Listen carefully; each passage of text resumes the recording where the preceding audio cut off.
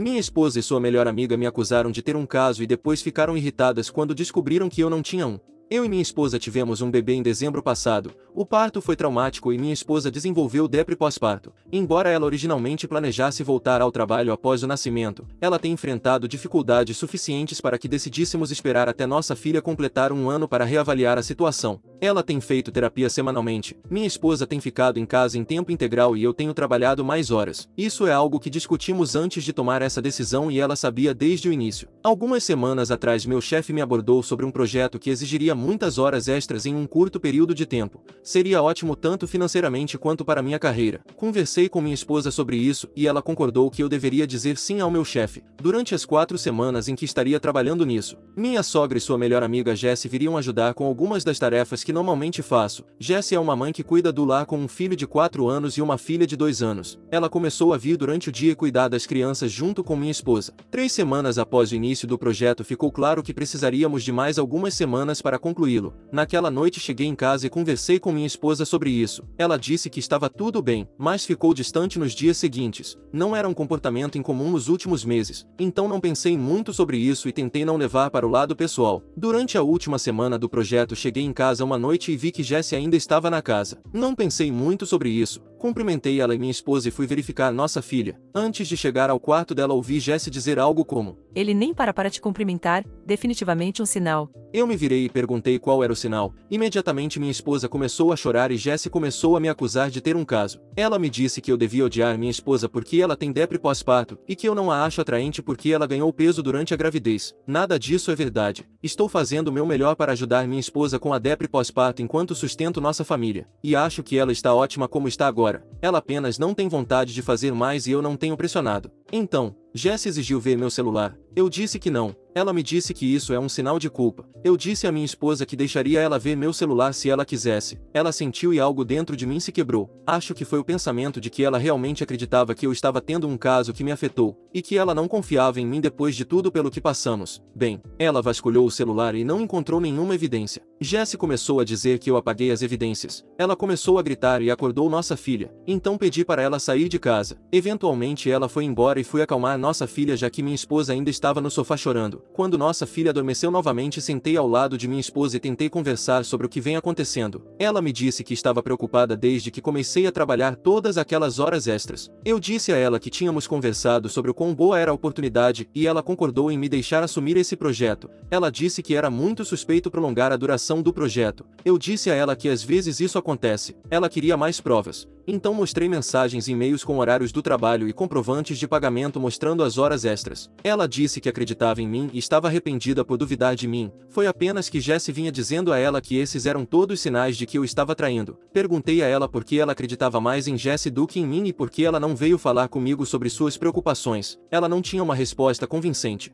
Já se passaram algumas semanas e o projeto acabou. Na verdade, reduzi um pouco o meu trabalho e estou tentando trabalhar menos do que antes do projeto para poder passar mais tempo com minha esposa e filha. Mas me sinto tão esgotado tentando fazer tudo e fico ressentido porque no fundo sei que minha esposa não confia em mim. Me pergunto o que acontece da próxima vez que eu tiver um projeto, ou precisar resolver algumas coisas em um dia, ou se tiver uma viagem de negócios. Vou voltar todas as vezes para acusações de traição. Tentei mencionar isso algumas vezes, mas minha esposa me diz que não é o momento e que está cansada ou triste. Tento ser atencioso com os sentimentos dela, mas me pergunto se isso significa que nunca posso ter os meus próprios sentimentos. Não tenho certeza do que fazer aqui. Algum conselho sobre como posso seguir em frente? Atualização. Agradeço a todos pelo conselho e apoio em minha postagem anterior. Muitos de vocês apontaram o que deveria ter sido óbvio, que eu preciso procurar um terapeuta e começar a cuidar da minha própria saúde mental. Algumas pessoas pediram uma atualização, então estou dando uma, mas não é uma notícia feliz. Naquela noite abordei minha esposa e disse a ela que iria procurar um terapeuta. Não relacionei isso às acusações dela ou qualquer outra coisa. Apenas disse que estava passando por um momento difícil e precisava de terapia. Ela deu de ombros e me disse para fazer o que quisesse. No dia seguinte cheguei em casa do trabalho e nosso quarto e meu escritório estavam revirados. Coisas por toda parte. Não a vejo, mas nossa filha está chorando em seu quarto.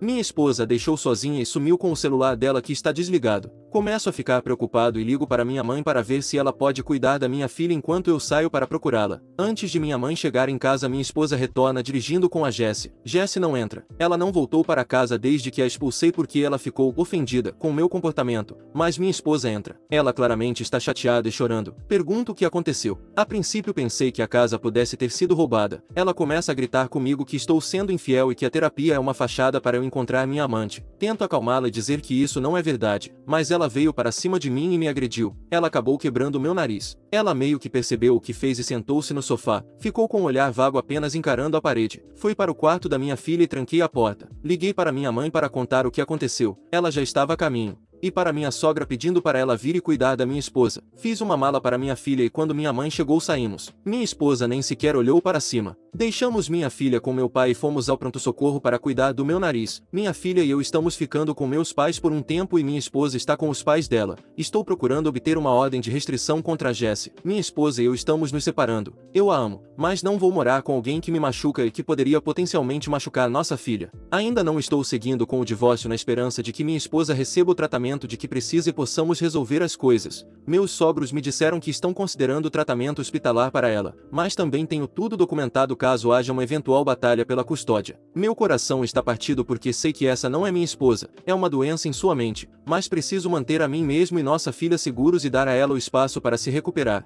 Espero que essa seja a decisão certa. Atualização 2. Minha esposa faleceu na madrugada de segunda-feira, convencida por sua amiga Jessie de que eu estava tendo um caso, o que não era verdade. Ela teve um colapso mental, o que resultou em eu levar nossa filha recém-nascida e ficar com meus pais por um tempo. Ela estava com seus pais que planejavam levá-la ao hospital para tratamento hospitalar na segunda-feira. Na noite de domingo ela foi à casa dos meus pais e exigiu que eu entregasse nossa filha a ela. Como ela já havia deixado a criança sozinha por várias horas da última vez em que foi responsável por ela e havia sido agressiva comigo, eu recusei. Eu ofereci para deixá-la entrar e passar um tempo com a criança enquanto meus pais e eu estivéssemos presentes. Mas ela não quis entrar e queria levar nossa filha com ela. Ela ficou chateada, mas acabou saindo. Algumas horas depois ela dirigiu o carro dos pais contra uma árvore e faleceu. A Jessie veio ver minha filha e eu ontem. Depois de algumas lágrimas ela me disse que planejava falar no funeral da minha esposa. Ela já havia combinado com meus sogros, mas estava me avisando como cortesia. Eu disse a ela que ela não falaria no funeral. Brigamos e ela saiu depois de me chamar de idiota e dizer que eu não era a única pessoa que amava minha esposa. Conversei com meus sogros que insistem que Jessie deve falar. Ela e minha esposa se conheciam desde crianças e meus sogros têm um relacionamento próximo com ela. Estamos todos muito fragilizados agora e temo que levar isso adiante prejudique meu relacionamento com meus sogros, o que eu não quero. Ainda assim, a ideia de ver Jessie lá no funeral da minha esposa me deixa doente. Não acho que vou conseguir ouvi-la sabendo que ela se alegrava com a deterioração da saúde mental de minha esposa e que a levou embora deixando nossa filha sozinha em casa. Dito isso, não confio em mim mesmo para tomar as melhores decisões agora. Minha mente está obscurecida pela tristeza, culpa e medo. Meus pais têm opiniões diferentes sobre o que fazer e não tenho energia para procurar meus amigos. Então estou recorrendo a vocês novamente para pedir conselhos para vocês. Próximo relato. Quase fui linchado na CPTM, por nenhum motivo. Voltava para casa depois de assistir Aranhaverso 2 na linha turquesa, linha do trem de SP, no finalzinho da tarde. Lá pelo Tamanduateí entrou um homem cadeirante no vagão com auxílio de um dos seguranças do metrô. Parecia nervoso com algo. Emburrado. Não olhei mais do que um instante. Animado com o filme, resolvi mandar um áudio para um colega. O conteúdo do áudio era literalmente algo nas linhas de filme muito bom, pode ir sem medo. E alguns comentários sobre o final ser bastante surpreendente. Juro, era só isso. E eis que o rapaz que havia entrado após eu ter finalizado o áudio pergunta olhando fixo para mim. Está falando comigo? Eu, acreditando que ele possa não ter notado que eu havia mandado um áudio, respondo. Não, senhor, estava falando no celular. Ah, no celular. E ficou por isso mesmo por alguns instantes. Banal até então, sem história. Mas ele voltou a me interpelar. Repete o que você falou. Eu aceitei que ele poderia não ser são ou que estava procurando confusão, ou os dois, e simplesmente não respondi mais. Fiquei mexendo no celular, mas ele continuou, e da minha perspectiva estava escalando as coisas. Fala na minha cara o que você falou, vai, repete, não me olha por quê? Comecei a achar aquilo meio inseguro e resolvi ir para o outro lado do vagão. O rapaz, ao ver distanciamento, tornou a me desafiar. Agora você vai embora, né? Todas as frases eram assim, lacônicas, provocativas e sem nenhum conteúdo muito acusatório, ou ao menos assim me pareceram. Um pouco depois de eu chegar do lado oposto do vagão, vejo outro homem andando na minha direção um pouco alterado. Você xingou o cidadão ali, seu vacilão? Não, eu falei no celular, acho que ele entendeu errado. Mas o que você falou? Nada, cara, eu tava falando do filme. Tá todo mundo dizendo que você xingou o cara. Olhei ao redor e literalmente uma galera tava com cara puta para mim, outro dizendo que era preconceito, que o rapaz supostamente xingado não tava incomodando ninguém e eu fui escroto. Uma situação kafkiana ali. Todo mundo ouviu meus supostos impropérios e se indignou com meu aparente preconceito, mas ninguém sabia dizer pelo que exatamente eu tinha pecado. O homem que se aproximou inicialmente para me cobrar continuava insistindo para eu dizer do que xinguei o cara. Tentei mostrar o áudio que eu mandei para meu colega, mas foi em vão. Ele disse que eu tinha xingado ele depois do áudio. Não sei lidar com isso não, cara. Acabei pedindo desculpas se falei algo que tinha ofendido, que não tinha sido minha intenção e tal, mas não adiantou muito não. O cara na minha frente afirmou que era melhor eu sair na próxima estação, senão eu ia conhecer a disciplina. Não sei bem o que isso quer dizer, mas tomei como indicativo de algo ruim. Resolvi pela intimidação descer na próxima. Quando estava me dirigindo à saída, uma galera começou a me xingar, falar que eu ia apanhar, ia perder a vida e para não vacilar na rua. Foi a experiência mais surreal da minha vida. Próximo relato.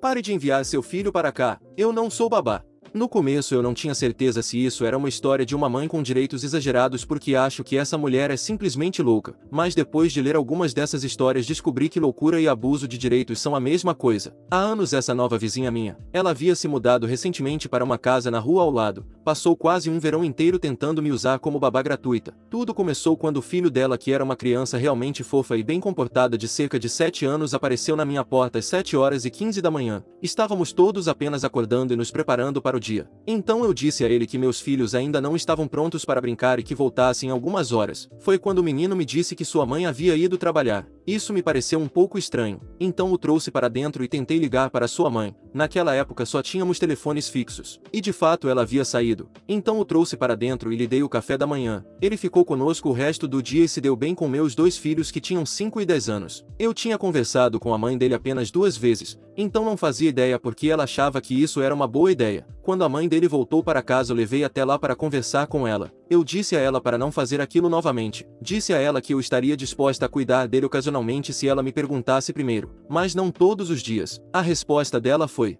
Bem, o que mais você tem para fazer o dia todo? Isso me pegou de surpresa. Tentei dizer a ela que trabalho em casa como autônoma. Ela revirou os olhos e me disse que ser artista não é um emprego de verdade. E além disso, eu era casada, então não precisava trabalhar. Eu deveria ter apontado para ela que ela também era casada e trabalhava, mas senti minha raiva aumentando e não queria discutir com ela. Eu disse a ela: simplesmente não faça isso de novo. Você tem filhos adolescentes em casa durante o verão? Peça a eles para cuidarem dele. Ela fez uma cara feia para mim e disse: eles estão ocupados. Eu também estou. Então eu fui para casa. Na manhã seguinte às 7h15 o menino apareceu timidamente novamente. Mais uma vez o trouxe para dentro. Dei-lhe o café da manhã e depois o almoço. Mais uma vez o levei para casa e mais uma vez disse à sua mãe para por favor não fazer aquilo novamente. Ela realmente tentou me dizer que era meu dever como vizinha cuidar dele. E eu disse a ela que se ela o enviasse no dia seguinte eu não estaria lá por causa de uma consulta médica. Ela disse que como babá eu deveria tê-la avisado com vários dias de antecedência sobre isso. Com raiva disse a ela que eu não era uma babá e então fui para casa.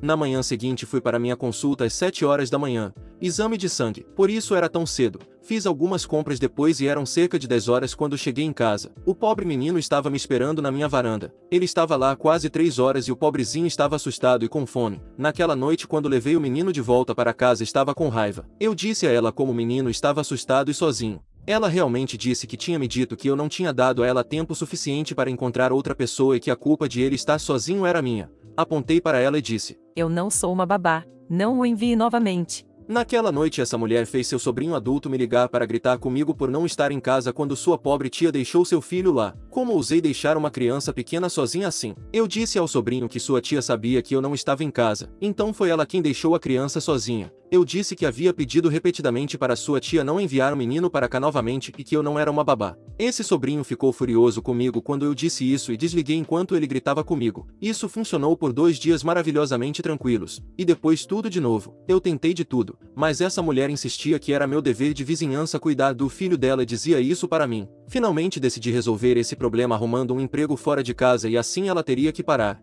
Eu era muito pacifista na época. Agora não sou mais. Consegui uma entrevista para um cargo na biblioteca local e fiquei extasiada. Eu disse à mulher para deixar seu filho em casa porque eu havia combinado que meus filhos ficariam com a avó deles enquanto eu ia para a entrevista. Na manhã seguinte dirigi até a casa da minha sogra e levei meus filhos para dentro. Quando fui sair encontrei o filho dessa mulher me esperando no meu carro. Ela tinha me seguido até lá, colocou seu filho no meu carro destrancado e saiu em disparada enquanto eu estava deixando meus filhos. Minha sogra não era a pessoa mais flexível do mundo e ela se recusou categoricamente a cuidar de uma criança extra. Tive que cancelar minha entrevista. Eu estava furiosa. Ponderei várias ideias naquele momento. Poderia levar o menino para o trabalho dela e deixá-lo lá, ou poderia chamar a polícia e o conselho tutelar. Na verdade, eu não tinha certeza da estabilidade do emprego dessa mulher e não queria que ela fosse demitida. E quando fui ligar para o conselho tutelar, fiquei com medo porque ouvi histórias realmente assustadoras sobre eles. No final, apenas esperei ela chegar em casa. Deixei o menino na minha casa com meu marido e marchei até a casa dela e a encontrei antes mesmo de ela sair do carro. Gritei com ela. Disse que ela era burra, estúpida, imbecil e louca.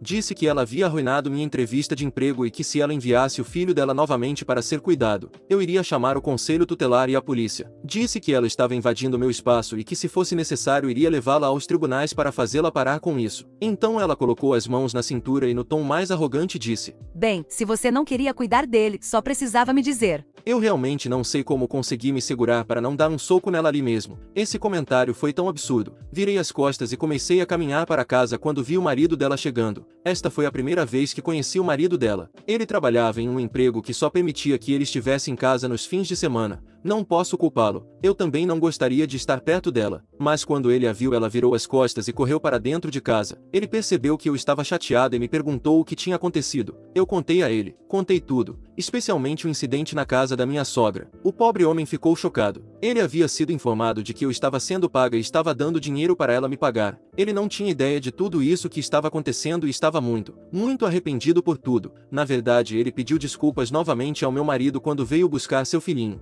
Finalmente, ela parou de enviar seu filho para cá. Mais tarde, ouvi de outras pessoas que ela estava falando mal de mim e alertando as pessoas sobre o quão terrível eu era como babá, mas levei isso como um favor. Eu não queria cuidar de outras crianças além das minhas e ainda odeio fazer isso. Não odeio as crianças. Eu amo crianças. É lidar com os pais que eu não gosto. Um menino passou a vir aqui de vez em quando para brincar com meus filhos depois de ligar antes para pedir permissão, exatamente como deveria ser feito. Tenho certeza de que seu pai teve algo a ver com isso porque o menino só vinha nos finais de semana. Tenho sorte em relação aos meus outros vizinhos porque ela agora me deixa em paz, e estou muito feliz com isso. Próximo relato. Karen tenta nos obrigar a levar os filhos dela de férias.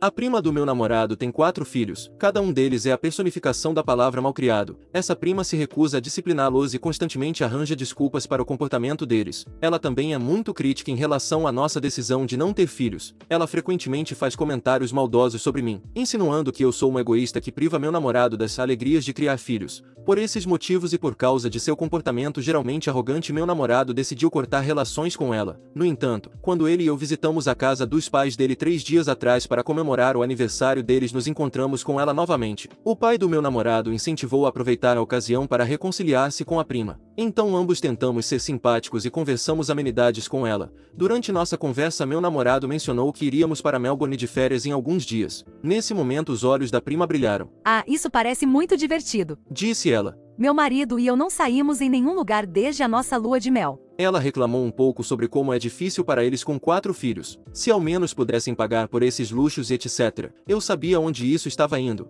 Meu namorado provavelmente sentiu pena delas, sendo a alma generosa e bondosa que ele é. Ofereceu-se para comprar para eles um fim de semana em um resort em Mount Abu, uma estação de montanha no estado indiano do Rajastão. A prima disse com o rosto franzido. Isso é legal, mas por que vocês não podem nos levar para Melbourne com vocês? Meu namorado ficando um pouco irritado, mas ainda paciente. Bem, nós queremos passar um tempo a sós juntos. Além disso, vamos encontrar alguns amigos próximos lá. Além do mais, Mount Abu é um lugar lindo. As crianças vão adorar. Prima em tom irritante de Karen. Ainda não entendo por que vocês não podem nos levar para a Austrália. Vocês estão sendo tão egoístas indo nessa viagem incrível e deixando sua família com um fim de semana barato. A mãe do namorado disse para ela. Ele está fazendo uma oferta muito generosa. Aceite ou deixe. A prima com uma expressão que pessoas estúpidas usam quando acham que tiveram uma ideia brilhante. Ah, eu sei. Porque meu marido e eu não vamos para Mount Abu e vocês podem levar nossos filhos para Melbourne. O quê? É uma ótima ideia. As crianças podem se divertir em Melbourne com vocês dois e meu marido, e eu podemos desfrutar de um fim de semana tranquilo. Assim as crianças podem passar um tempo com o tio delas. Vocês nunca reservam tempo para elas.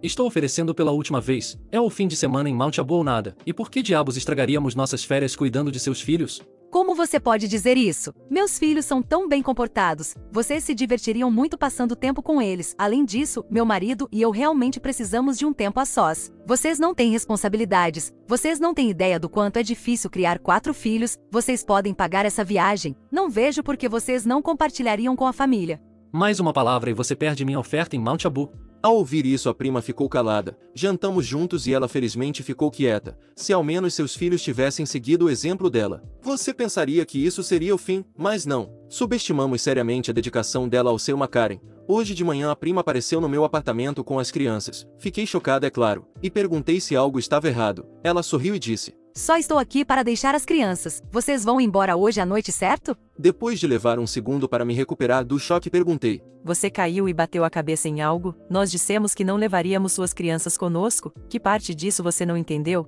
Ela então tentou me convencer de que meu namorado havia ligado para ela mais tarde e concordado em levar as crianças. Eu sabia que isso era mentira e disse isso. A prima ficou enfurecida e perguntou se eu ia partir o coração de suas crianças, porque eu quebraria nossa promessa e como eu e meu namorado poderíamos ser tão frios. Liguei para meu namorado e depois de contar o que estava acontecendo coloquei no viva voz. Meu namorado a repreendeu brutalmente, dizendo que ele não pagaria mais pela viagem de fim de semana deles e que esse era exatamente o tipo de comportamento que o havia feito cortar relações com ela. Ela tentou falar algo, mas ele não deixou. A prima pegou suas crianças e foi embora furiosa. Meu namorado e eu estamos rindo disso e ainda nos perguntamos o que a fez pensar que esse plano funcionaria. Próximo relato. Meu melhor amigo acabou de me dizer que está apaixonado por mim, 2 dias antes do meu casamento. Estou há 3 anos com meu noivo e noiva há pouco mais de 1 ano. Meu melhor amigo e eu nos conhecemos desde o primeiro ano da faculdade. Todos estamos na casa dos 30 anos. Esta manhã acordei com uma longa mensagem do meu melhor amigo que ele enviou por volta das 6 horas. Basicamente era ele despejando seu coração. Ele disse que está apaixonado por mim há anos, mas sempre esperava que eu terminasse com meu noivo e finalmente o notasse. Ele me pediu para cancelar o casamento e fugir com ele. Ele disse: Eu precisava te dizer antes que fosse tarde demais. Eu me sinto horrível e triste, não sinto nada por ele além de amor platônico. Escrevi uma resposta e deletei várias vezes. Eu nem contei para o meu noivo, não quero que ele se preocupe comigo tão perto do nosso casamento. Eu sei que preciso contar, mas não sei o que fazer ou como dizer. O pior é que ele se tornou amigo do meu noivo também. Também estou bastante chateada que meu amigo tenha escolhido um momento tão infeliz para me causar tanta angústia. Houve tantas vezes ao longo dos anos em que ele poderia ter reunido coragem e me dito como se sentia. Mas esperar até agora, pouco antes do meu casamento, como se eu simplesmente cancelaria meu casamento e deixaria meu noivo por causa de uma maldita mensagem. Quero dizer a ele para não vir ao casamento. Não confio que ele não tente fazer algo. Nem sei se quero falar com ele novamente. Mas a ideia de perder meu melhor amigo é desoladora, merda. A ideia de não tê-lo no meu casamento é muito dolorosa. Ele me colocou em uma situação desconfortável e impossível. Gostaria que não fosse minha responsabilidade lidar com os sentimentos dele por ele. Gostaria que ele tivesse parado de ser meu amigo quando percebeu que nós nunca ficaríamos juntos, ou que tivesse me contado há algum tempo. Não quero pisar nele quando ele está em baixa, mas preciso deixar claro que não sinto nada por ele, que o casamento continua de pé e que não quero que ele compareça. Somos amigos há mais de uma década. Passei o dia todo chorando por causa disso, sinto nojo sabendo que o tempo todo ele tinha segundas intenções. Como faço para lidar com isso? Vou mostrar a mensagem para meu noivo quando ele voltar da casa do irmão. Não vou enviar nada até que ele esteja aqui comigo. Atualização. Meu marido e eu voltamos de nossa lua de mel ontem. Liguei meu telefone e abri o aplicativo Reddit e ainda estava logado nesta conta. Então tive um momento de assim, e pensei em postar uma atualização. Então, naquela noite meu noivo voltou da casa do irmão, deixei-o sentar-se e depois mostrei a ele a mensagem. Ele leu e vi seus olhos se arregalarem e sua expressão ficar mais irritada. Claro, comecei a pedir desculpas como uma idiota e ele me disse que eu não devia pedir desculpas por nada. Conversamos e ele me disse que imaginava que o cara tinha uma queda por mim, mas se manteve respeitoso, e realmente ele tinha. Éramos próximos, mas além de um abraço lateral durante cumprimentos e despedidas, não havia intimidade física. Eu até deixei ele ler mensagens passadas só para ver que não havia um caso emocional ou que eu o estava levando a acreditar nisso. Eu nem desabafava sobre meu noivo quando tínhamos discussões porque sabia melhor do que fazer isso. Eu conversava com minha mãe. Então meu noivo me perguntou o que eu queria fazer, e eu disse que embora isso me entristecesse, eu não queria que ele estivesse no nosso casamento. Eu tinha medo de que ele tentasse fazer alguma bobagem. Digitamos uma mensagem bem breve. Dizia: sinto muito se você confundiu minha amizade com algo a mais, o casamento vai acontecer e seria melhor se você não comparecesse. Para deixar claro, eu deixei meu noivo ler esta mensagem e ele apoia minha decisão de desconvidá-lo. Queríamos deixar claro que fui eu quem não queria que ele viesse, não apenas meu noivo. Conhecendo ele, ele provavelmente afirmaria que meu noivo me forçou a desconvidá-lo. Ele leu a mensagem e deixou como se estivesse lida por um tempo. Honestamente, comecei a ficar muito ansiosa por causa disso e meu noivo perguntou se eu queria bloqueá-lo. Parte de mim queria e parte de mim queria ouvir o que ele tinha a dizer, e quando ele finalmente respondeu, o texto era tão longo que precisei clicar para ler. Foi horrível. Ele me chamou de mentirosa por levá-lo a acreditar durante mais de uma década que esperava que meu noivo me deixasse e que ficássemos inférteis. Foi uma coisa horrível atrás da outra e comecei a chorar. Meu noivo pegou meu telefone e foi para outra sala enquanto eu soluçava. Acho que ele ligou para ele, mas não tenho certeza. O que sei é que depois de cerca de uma hora ele voltou. Devolveu meu telefone e me disse que o amigo estava bloqueado em tudo, não iria comparecer e o padrinho e a madrinha de honra sabiam da situação e cuidariam disso para mim. Foi como se um peso tivesse sido tirado dos meus ombros. Sinceramente, depois de ler aquela mensagem eu realmente não estava mais tão triste por ele não comparecer. E nosso casamento foi incrível, tivemos o melhor momento de nossas vidas, cercados por pessoas que nos amavam e que amávamos. Ainda parece um sonho, para ser honesta. E se o amigo tentou aparecer, nunca ouvi nada sobre isso. Acho que é isso, não é tão dramático e louco como as pessoas esperavam, mas estou feliz. Próximo relato. Karen pensou que eu não conseguia entender o idioma dela. Levei minha filha de 7 anos a um santuário de animais. Eles anunciaram que iriam alimentar um filhote de preguiças X horas. Então minha filha e eu fomos até lá para esperar. Minha filha estava bem na frente, perto o suficiente para olhar nos olhos da preguiça. Karen estava ao lado da minha filha. Seu filho, que aparentava ter uns 11 anos, atravessou a multidão e ficou bem na frente da minha filha. Minha filha possui uma série de transtornos neurológicos e ainda não consegue lidar com os aspectos mais sutis da interação social. Então ela congela e começa a chorar. Seguisse o seguinte diálogo. Com licença, você está na frente da minha filha. O garoto me olha perplexo, mas não se move. Ei, garoto, você poderia se mover para a direita? Você está bloqueando minha filha. O garoto decidiu se mostrar e respondeu. E daí? E daí? Não seja rude, por favor, se mova. Karen falou em hindi para o filho dela. Ignore essa vaca estúpida, filho. Eu empurro minha filha para frente, na frente do garoto idiota, e em seguida sussurro para Karen em hindi. Tia, essa vaca branca sabe hindi. E dou um sorriso malicioso para ela. Karen agarra o garoto e sai rapidamente da multidão. A lição de hoje, crianças, é não presumir que alguém não fala um idioma só porque são de uma etnia diferente. Próximo relato. Madrasta malévola e mesquinha está se divorciando do pai do meu marido e tentando tomar nossa casa sem nos dar um centavo. Ok, tenho uma história complexa. A mãe do meu marido abandonou ele e o irmão quando eram apenas crianças. Então o pai dele se casou novamente e já tinha mais 2 filhos. Meu marido é um homem muito gentil e carinhoso e as histórias que ouvi sobre como ela tratava seus próprios filhos em detrimento dele e do irmão são surpreendentes. Avançando para quando ele voltou para a casa da faculdade, seus pais haviam acabado de comprar uma casa para alugar. Eles concordaram em colocá-la no nome dele, e nos últimos 17 anos ele tem feito os pagamentos. Eu o conheci alguns anos depois que ele se mudou para casa e criamos uma família que, vale a pena mencionar. Meu marido trabalha na construtora do pai há quase 2 décadas e é o homem mais trabalhador que já conheci. As pessoas pedem especificamente para ele fazer o trabalho em suas casas devido ao boca a boca e ao fato de que seu trabalho fala por si. A madrasta nunca precisou trabalhar ou fazer qualquer coisa e sempre recebeu tudo o que quis. Estes homens são do tipo que se comprometem para a vida toda e são os melhores provedores e pais de família que você poderia pedir. Do nada ela decide que vai deixá-lo e para que o pai não tenha que vender sua casa, concordamos em vender a nossa. Temos cerca de $300 mil de patrimônio líquido, lembrando que no último ano usamos nossas economias para reformar a casa de ponta a ponta. Em 2014 eles pediram para meu marido transferir a propriedade da casa para eles para que pudessem refinanciar. O empréstimo está em nome deles com meu marido no contrato de propriedade. Não porque eles estavam tentando ser gentis, mas para não terem que pagar impostos de investimento nesta casa. Meu marido descontou o juro do empréstimo imobiliário nos últimos 13 anos. Justo considerando que ele dá ao pai o valor do empréstimo todo mês e isso é pago da conta bancária deles. Todos estavam sob o acordo de que após o pagamento do empréstimo ele receberia $100 mil para pagá-la e o resto seria para nós começarmos nossas vidas e comprar uma casa em nosso nome. Há alguns dias ela liga para ele e diz que somos basicamente apenas inquilinos e não receberemos nada. A última conversa que tive com ela foi quando ela me disse o quanto ela me amava e amava meu marido e como ele foi a criança perfeita para criar, além de expressar seu amor pelo meu filho, seu neto. Ela literalmente parou de ser uma avó e está totalmente bem em nos deixar na rua. Estou pensando que talvez eu precise consultar um defensor fiscal sobre a alteração da última década das declarações de imposto do meu marido, já que inquilinos não descontam juros de empréstimos imobiliários ou gastam suas economias para reformar uma casa que não possuem. Estamos devastados porque esse era o nosso dinheiro para comprar uma nova casa e simplesmente viver. Sei que deixei de fora detalhes importantes e ficarei mais do que feliz em fornecer mais informações, mas estou simplesmente muito abalada pelo meu filho e meu marido, isso é realmente difícil. Próximo relato.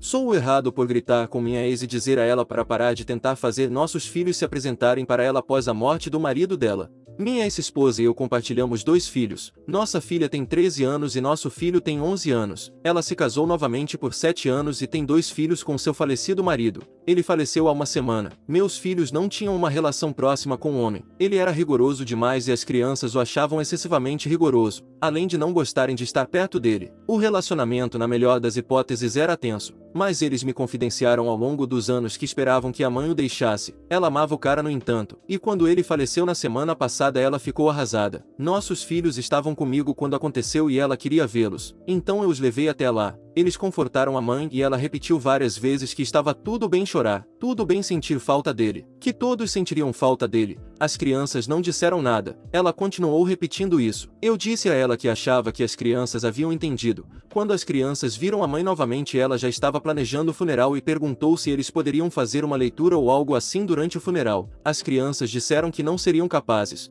Ela ficou com eles por um tempo e depois disse que como eles não estavam chorando muito, talvez pudessem fazer uma leitura e ver como se sairiam no dia. As crianças me contaram quando conversei com elas e pediram para eu falar com a mãe delas. Eu disse à minha ex-esposa para não forçar a leitura. Chegou o dia do funeral e eu fui lá pelos meus filhos. Eles ficaram muito próximos de mim e me disseram que a mãe deles ficava os observando, o que eu mesmo testemunhei. Durante o funeral sentei atrás deles já que ela não os deixou sentar comigo. Ela nos disse que todas as crianças do marido deveriam se sentar na frente. E eu não tive coragem de dizer a ela que eles não eram filhos dele no dia do funeral do marido dela quando ela estava tão arrasada. Então mordi minha língua e apoiei meus filhos. Foi depois do serviço que tudo aconteceu. As crianças vieram se sentar no meu carro por um tempo e estávamos rindo de algo. Minha ex-esposa veio e perguntou como eles podiam estar rindo quando tinham acabado de enterrar seu padrasto e por que eles não mostraram nenhum luto pela perda do homem que fez parte de suas vidas por 7 anos. Ela disse que parecia que eles estavam felizes que ele se foi.